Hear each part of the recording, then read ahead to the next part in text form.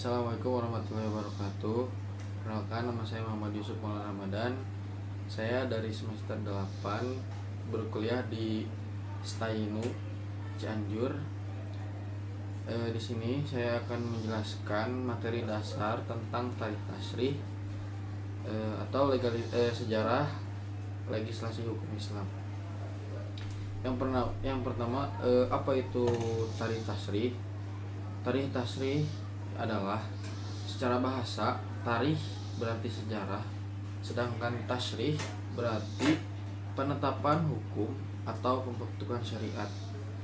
Jadi dengan demikian, tarikh tasrih adalah ilmu yang mempelajari sejarah perkembangan, pembentukan, dan penerapan hukum Islam sejak masa Nabi Muhammad SAW hingga masa sekarang.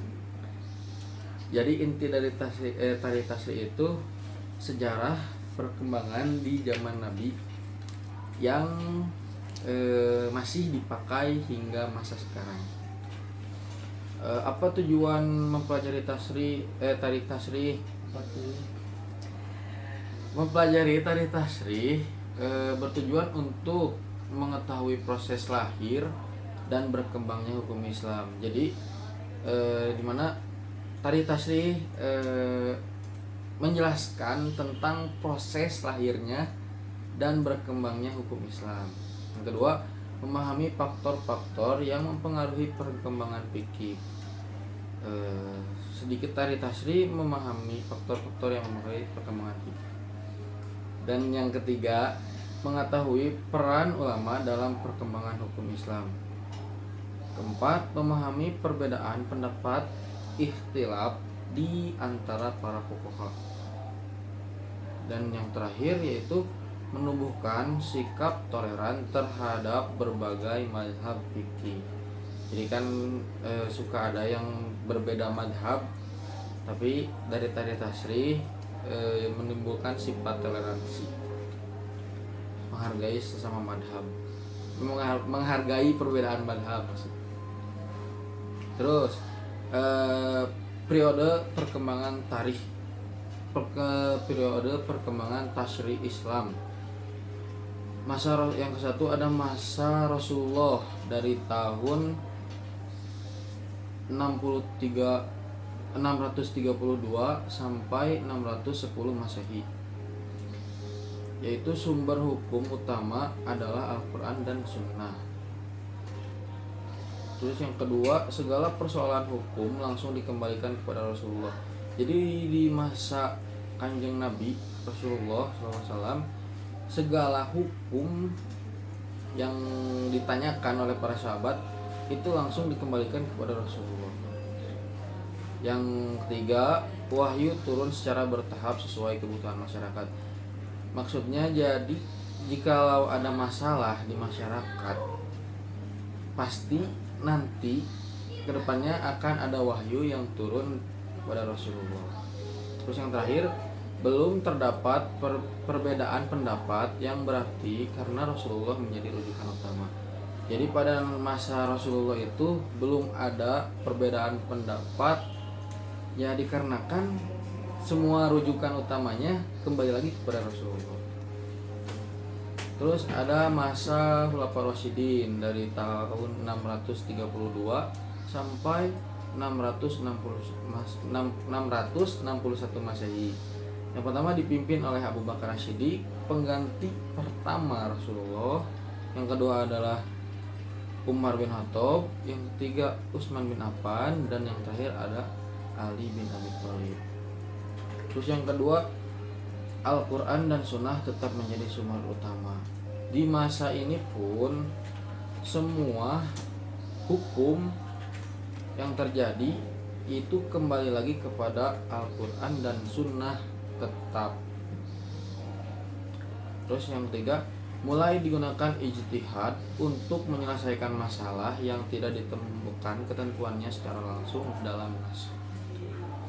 Jadi di zaman inilah baru ada yang namanya ijtihad, yaitu ijtihad adalah upaya sungguh-sungguh yang dilakukan oleh seorang ahli hukum Islam, orang yang ijtihad adalah mujtahid untuk menetapkan hukum syariat terhadap suatu persoalan yang tidak ditemukan ketentuan hukumnya secara tegas dalam Al-Qur'an. Itu adalah ijtihad. Terus muncul musyawarah para sahabat dalam penetapan hukum. Terus yang ketiga, masa sahabat dan tabi'in dari tahun 661 sampai 750 Masehi. Terjadinya wilayah Islam semakin luas, muncul berbagai persoalan baru yang memerlukan ijtihad. Jadi di tahun sahabat dan tabi'in itu banyak sekali persoalan yang memerlukan ijtihad, penetapan hukum, karena tidak ditetapkan langsung dalam Al-Quran. Dan yang ketiga, lahir dua aliran utama. Yang pertama madrasah hadis di Nabawi, dan yang kedua madrasah Ra'yu di Kufah. 4. Masa pembentukan mazhab tahun 750 sampai 950 Masehi, disebut masa keemasan fikih Islam. Dan yang kedua, muncul imam-imam madhab besar. Yang pertama Abu Hanifah, yang kedua Malik bin Anas, yang ketiga Muhammad bin Idris Asy-Syafi'i, dan yang terakhir Ahmad bin Hambal. Terus disusun kaidah-kaidah usul fikih dalam kitab-kitab fikih. Masa taklid 950 sampai 1800 Masehi. Aktivitas ijtihad mulai mengalami penurunan. Terus yang kedua, umat Islam lebih banyak mengikuti pendapat mazhab yang telah ada. Yang ketiga, banyak lahir syarah, penjelasan, dan hasyiah catatan terhadap kitab-kitab fikih. Dan yang keenam, masa kebangkitan dan pembaruan dari tahun 1800 Masehi sampai sekarang. Satu, muncul gerakan pembaruan hukum Islam. Yang kedua, para ulama berupaya mengkaji kembali hukum Islam agar sesuai dengan perkembangan zaman. Karena kan zaman terus berbeda, jadi para ulama mulai mengkaji kembali hukum Islam agar sesuai dengan zaman sekarang. Yang ketiga, perkembangan kajian fikih kontemporer seperti ekonomi syariah, perkembangan syariah, dan hukum teknologi. Sumber-sumber tasyri' Islam. Yang satu ada Al-Quran, yang kedua As-Sunnah, yang ketiga ada ijma, kesepakatan ulama, dan yang terakhir ada qiyas, analogi hukum.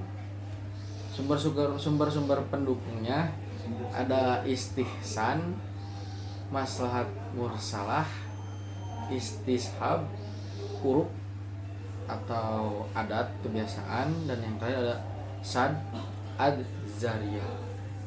Terus faktor-faktor perkembangan tasyri'. Yang satu ada perluasan wilayah Islam, kedua ada perbedaan kondisi sosial dan budaya, yang ketiga munculnya persoalan baru dalam masyarakat, yang keempat perbedaan metode ijtihad para ulama, dan yang terakhir adalah perkembangan ilmu pengetahuan dan teknologi. Kesimpulan dari saya, tadi tasyri' merupakan kajian mengenai sejarah perkembangan hukum Islam sejak masa Nabi Muhammad hingga sekarang, era modern. Dengan mempelajari tarikh tasyri', seseorang dapat memahami proses pembentukan hukum Islam, sebab munculnya berbagai mazhab fikih serta dinamika ijtihad yang terus berkembang untuk menjawab kebutuhan umat di setiap zaman.